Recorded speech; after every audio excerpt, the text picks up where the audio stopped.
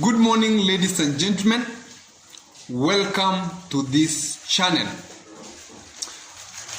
As we are moving closer to election, now that today we stand at 22 days to the general election at the 9th of August next month, Raila Odinga's percentage or margin has tremendously increased in Mount Kenya.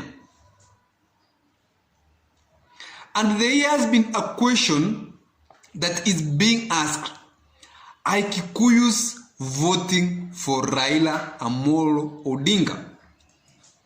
I want to give a critical analysis about the same, but if you're watching for the first time, take a second or two, subscribe and like this video so that it can be promoted to other viewers.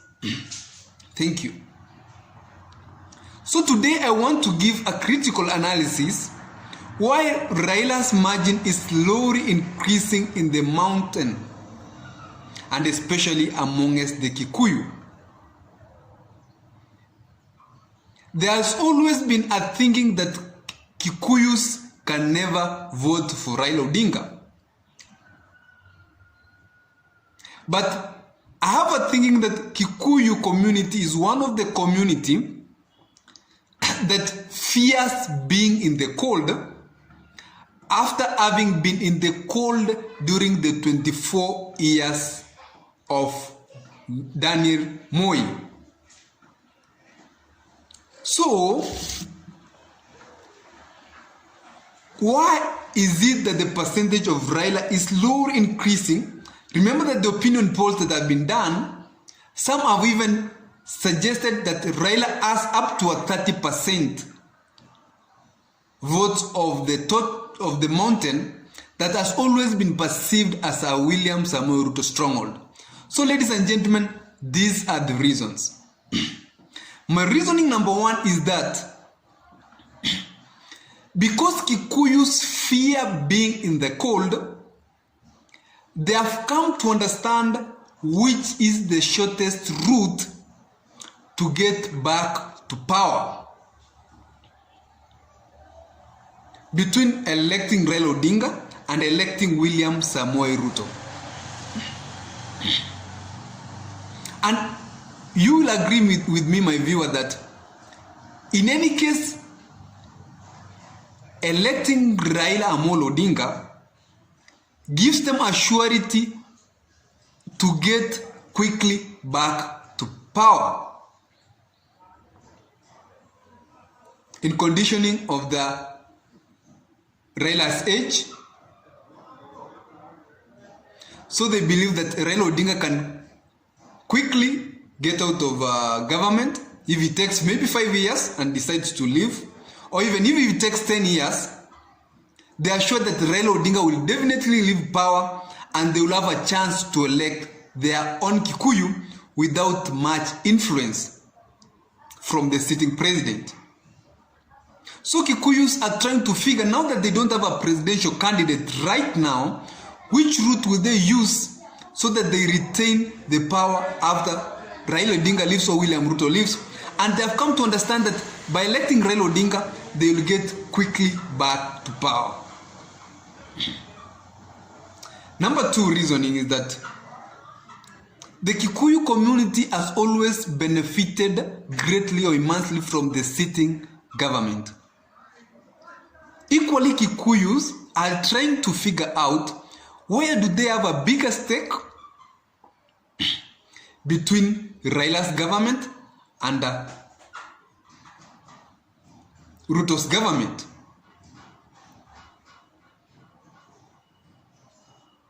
And if you look at the William Samoei Ruto's government, it has Musalia Mudavadi, it has Wetangula, it has the Machakos governor. It seems like it's already congested, and even if they are going to benefit, the benefit will be of a small percentage. But it seems there is a bigger gap of benefit in the Raila's government. So KIKUYU'S are tending to understand that by electing Raila, they will benefit greatly.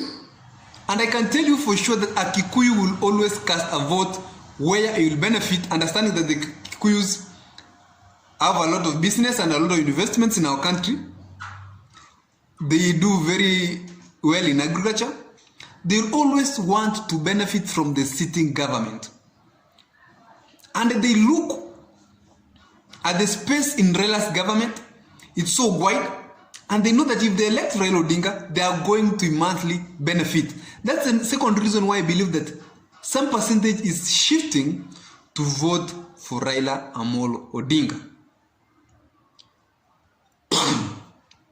My last reasoning is that both Raila Odinga and William Samoei have a Kikuyu running mate. That's Martha Karua and Rigathi Gachagua. And the Kikuyus are asking themselves this question. After whoever wins leaves government, who between Martha Karua and Rigathi Gachagua can be easily sold to the country and elected as president?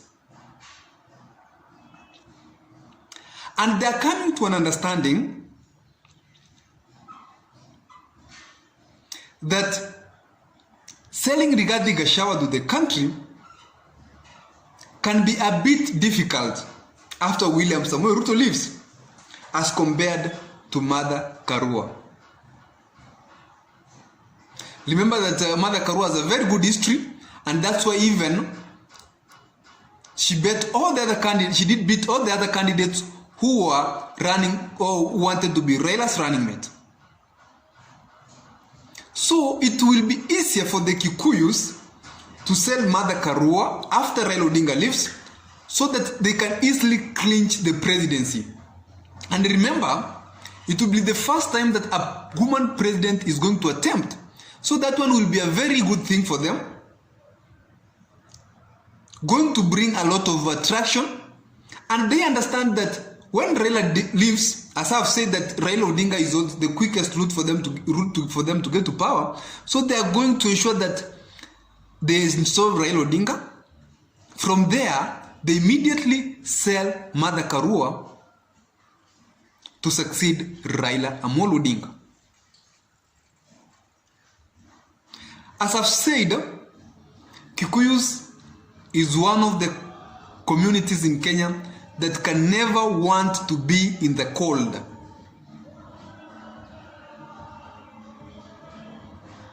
So, in any case, they have realized that the indications are pointing towards Raila Amolo winning. They also want to be considered to have participated in installing Raila Amolo Odinga, as I've said, so that they can benefit from the Raila Amolo Odinga government. And if you look closely between Raila Odinga and William Samoei Ruto, the Mount Kenya politicians who are supporting both of these sides, those who are supporting William Samoei Ruto are young politicians, the likes of Ndindi Nyoro, Alice Wahome. And when you look at the Raila Odinga side, we get prominent Mount Kenya leaders like Peter Kennedy, Martha Karua the other side. So those younger politicians who came to William Samoei Ruto's side wanted to create a new center of power for themselves, because they knew that if they supported Raila, already they were the prominent leaders on that side. So they decided to come to William Samoei Ruto's side so that they can have a say when it comes to Mount Kenya politics. That's why you'll find that a lot of young politicians in the mountain as on the Ruto side, but the prominent leaders who determines who wins, who talk to the people on the mountain, are on the Raila Amolo Odinga. And a lot of people are coming to realize that Raila Odinga is winning because these are the people or opinion leaders who influence the outcome of the election. Thank you, ladies and gentlemen, for watching. I'll be informing you of what is going. You can hear around here campaigns are going and I'm getting a lot of distractions. But have a nice day, ladies and gentlemen.